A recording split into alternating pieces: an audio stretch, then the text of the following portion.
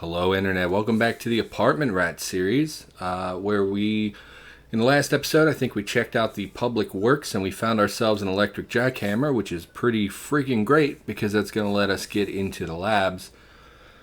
Now, real quick, I want to point out that this next couple of episodes, we're going to be doing something a little bit different. Currently, I am watching the footage I recorded for this episode, but the audio itself, the commentary I originally recorded, isn't going to work out. So unfortunately, I have to do a voiceover. And what does that mean? It's taking up more of my time. Every minute I spend doing a voiceover and watching footage I've already recorded is a minute that I can't record new footage in the next episode. So that's a bit of a hassle for me. For you, it probably means that I'm not going to be narrating so much about what we're doing in this episode. I will try to call things out as I see them, but with editing and the lapses in conversation, it's going to be a lot of a jump cuts, I would guess. Like, for instance, I just saw us grab some rotten cucumber popped up on the screen, and it's like I'm not going to be paying super attention to those things. I'm mostly going to be focused on the commentary, which probably means this will be better commentary than most of the episodes, but the actual narration of what's going on is not going to be so good. So just, a heads up about that. If we find something super interesting, I will try to call it out, but I think that mostly we just explore the trailer park, some houses maybe, and then we head back to base and we continue skill training.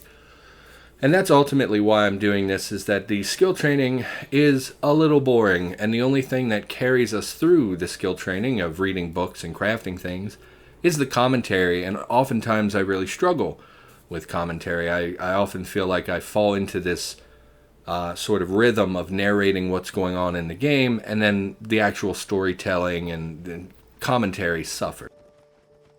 So, thought we would give this a go and see how this all shakes out. Now, I think originally the commentary in this episode was about my time incarcerated, and I've kind of decided that I don't want to talk too much about that. I had someone in the comments ask me pretty recently about why I was there, and I told them, but it reminded me that, like, the more that I talk about it, the more people are going to see me as just that person.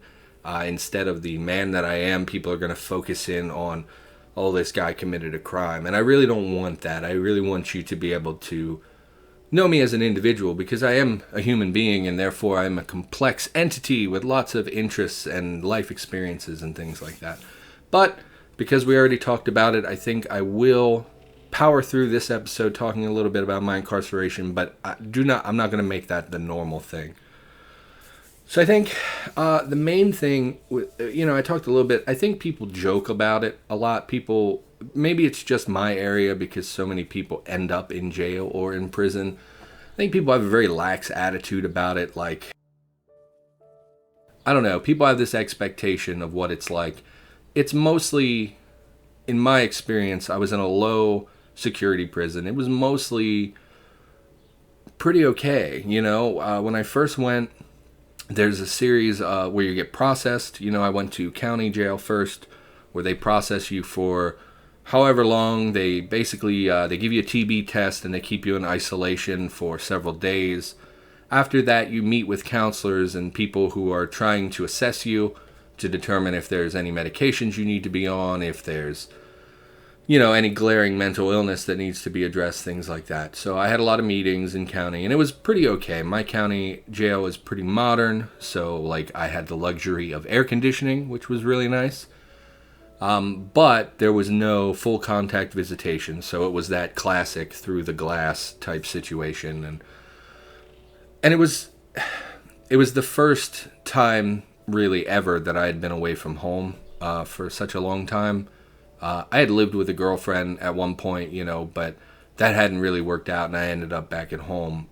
And, suddenly being away from people that, it was weird because you focus in. When I was young and angsty and angry at the world, I didn't place much value on family. And then suddenly they weren't there anymore, and that was very difficult for me. Add to that it's a very difficult time in your life when you go to prison. and I knew I was dealing with some very big things and that they were going to have a really negative impact on my life. And it was really hard to adjust. So I see on screen we're back at that restaurant that had been packed with zombies. I don't know why we bothered going back. It's just putting ourselves at risk for really no good reason. That's the biggest thing, the adjustment, the need to try and rationalize and understand your situation. And you're processing a lot because you're realizing that your life for the extended future is going to be, locked in a cage. Anyway, they process you and then they ship you upstate. And once you're upstate, they process you again. They process you in the state system, which is mostly just deciding which prison you're going to go to, because there are facilities all over the state. So they decide which one is best for you. They decide what your security level is. They decide what programs you're going to take. They do they do psychological evaluations. They give you tests to determine your mental, not like IQ, but like your aptitude for, I guess it's for rehabilitation, but they ask you all kinds of questions to determine your intelligence as well. I don't really know why they do that, but they do. And so that process was much more thorough, took a lot longer. I was there for several months, and that was by far the worst place to be, because at this point you're taken into a state facility. There are many people there who, one of the first people I met there, I don't want to give you too many details for a lot of reasons. One, it's not really my place to talk about these people. And two, some of them concern victims of other people, and it doesn't seem right to talk about. But as soon as I was there, one of the first people I met had basically been at a concert and stomped someone to death. And I thought, that's when I realized how out of my depth I was, because although I had some stuff going on with me, that's just so far and away. I couldn't understand that. I don't understand. And he was like 17, 18. Because I kind of think he was a minor, and it's like he's in big boy jail and is facing a very big sentence, for killing a human being. And that was a real wake up call for me. And there are a lot of people there who have very, very serious crimes. People who abduct and kill people. People who, have shot someone. Armed robbers. People who robbed banks. People who, very severe crimes.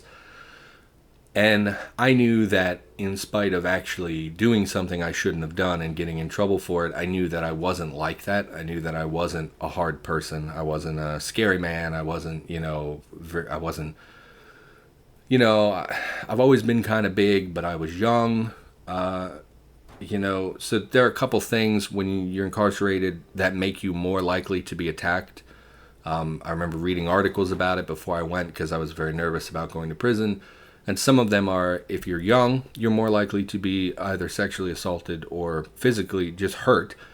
If you're white, for whatever reason, it makes you more likely to be harmed while you're there.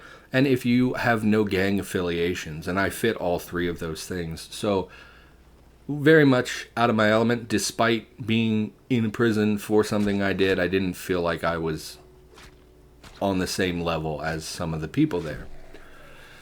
And then you add to this that most of those people have been off the street for a matter of weeks. Some of them are detoxing, some of them are still in heroin withdrawal. Some of them are still, people, all the smokers are going through a rough time, still trying to shake the habit, because many people, even though they've been off the street for a few weeks, they were in a facility where they could still have access to those things. You can still get heroin in a prison. So, there are plenty of guys who all of a sudden, new environment, you're locked in almost all day while they assess you, while you undergo tests and things, and you don't have that access anymore, and people detox, and it's pretty rough. We lost target of something. Oh, for some reason, these chocolate candies would not come out of the shopping cart. I don't know what that's about, but we're just going to not worry about that. We're going to drag our stuff upstairs. And, being surrounded by those people who are suddenly very volatile because of their detoxing, because many of them were gangbanger types that are used to having their people around them. and suddenly they're confronted with some isolation. Maybe there's a person or two from their gang, you know, in the facility or in the area, but for the most part they're on their own, and that makes them nervous. And I think that it's just a scary place because everybody wants to fight all the time, and it's a difficult adjustment, I think. So it was pretty rough. It was pretty rough on me. And then there was, I don't want to go into detail, but there was something bad that happened, and someone tried to hurt me, and I handled it as best I could. One of the scariest moments in my life. And I did what I could, but it was, again, a real wake-up call to exactly how bad an environment I was in, how dangerous the situation actually was. I started to realize that I was surrounded by predators of various sorts, and that because of my kind of soft nature, I was prey. That was a hard thing for me to accept because I hadn't really been, I mean, don't get me wrong, I've met predators in my life. I've been around them a lot. Obviously, my stepfather is someone that I would regard in that, put in that category. And then I've had friends that, arguably would be predatory. I've seen, certain behaviors that I don't quite like. I have a friend who, not that long ago was seeing a girl, and she was extremely nice. I always really liked her. I think we all were in high school together. And he, one day was like, man, I can't stand this girl. I don't know why I stay with her.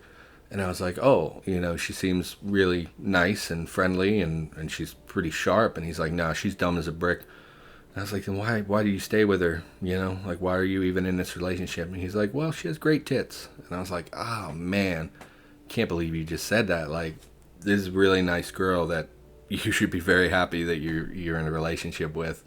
And then he just broke her down to physical body parts, and I personally would consider that predatory behavior. But anyway, that's not the point of this conversation. I also hate the word tits. I don't say that word. I don't like it. Anyway,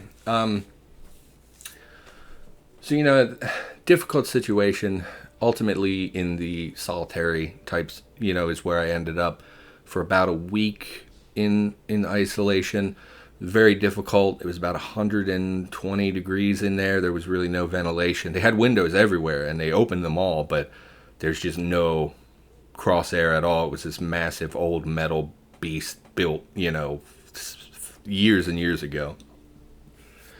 And sweaty, and they give you tetanus shot because everything in the cell is rusty and will cut you. And there were roaches the size of mice, and they took my glasses away, which was the first time in my life I'd really had to go without glasses. And I can't see crap. I'm nearsighted. I only really see things that are close to me. I think that's nearsighted, right?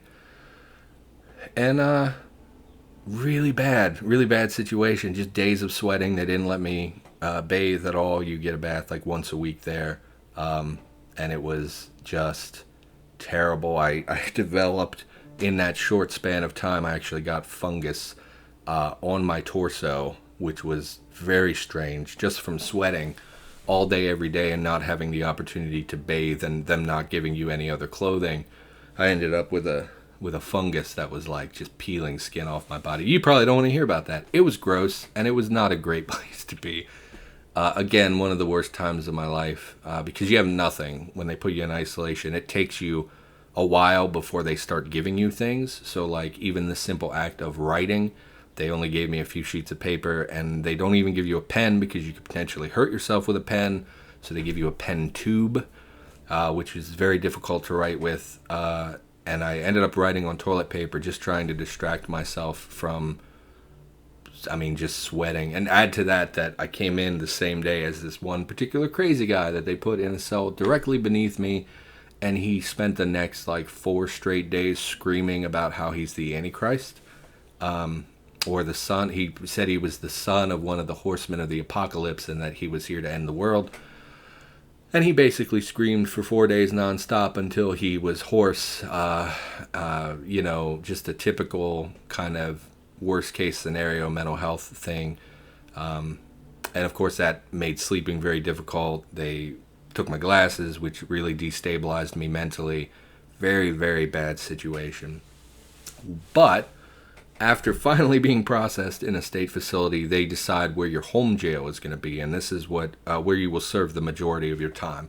All this processing stuff takes like 2 to 5 months, right? So I think I was about 4 months into my sentence, and they shipped me pretty much across the state to a facility. They had given me a low security designation. So in a state facility, you have, so basically in county, if you're on work release, you are a 0 security rating, and that means that you are trusted to go out among the public.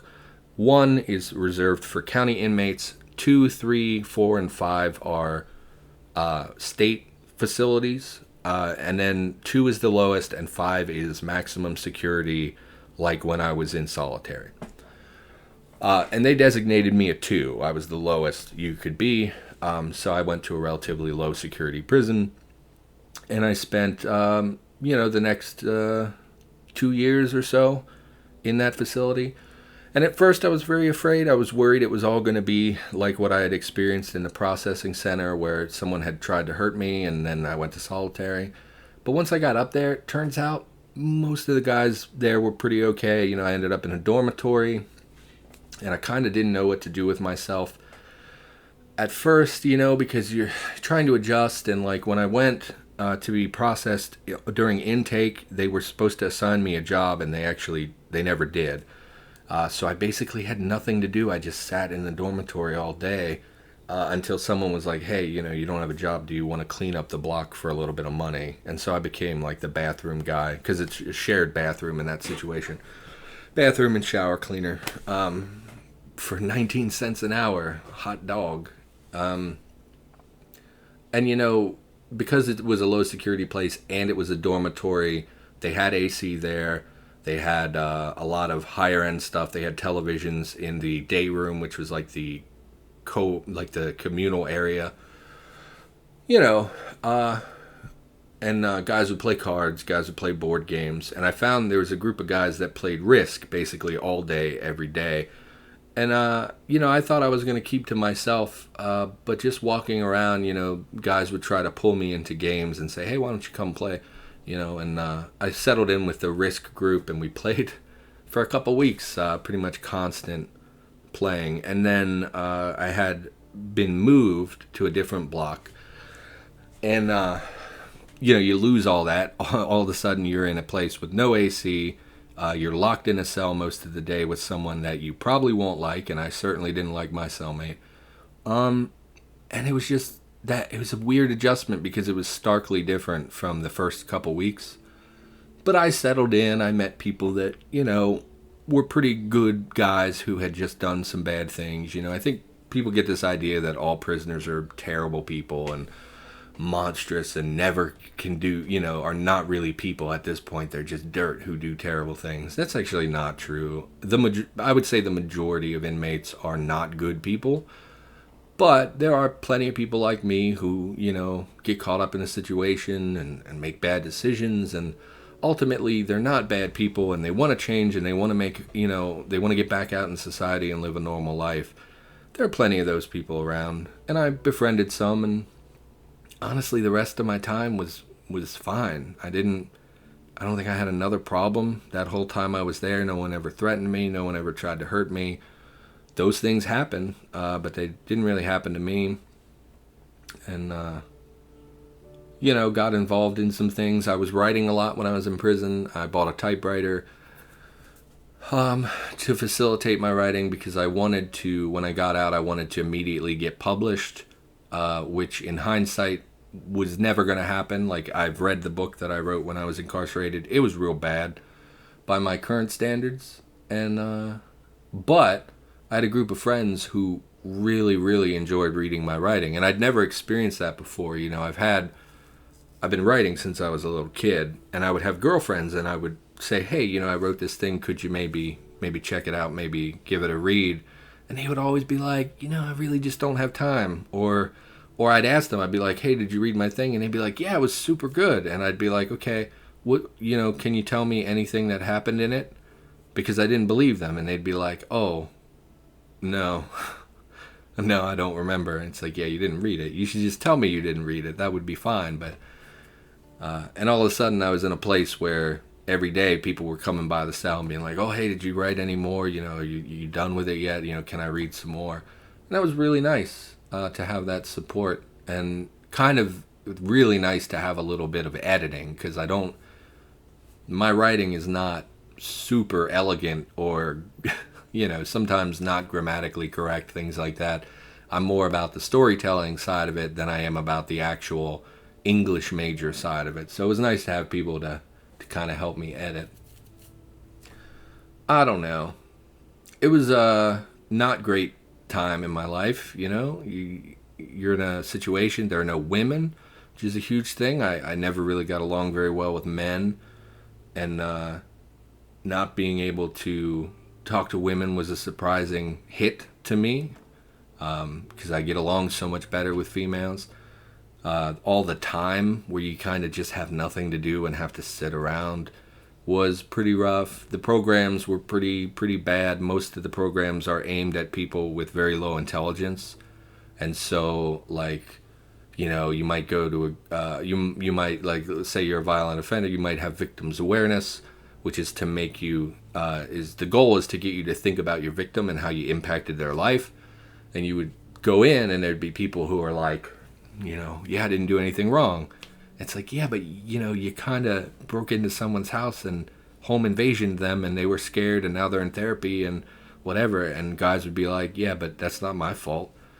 It's like, that's who they're shooting the programs for. They're not shooting for people like me who genuinely regret what they did and want to be better people and try to make amends.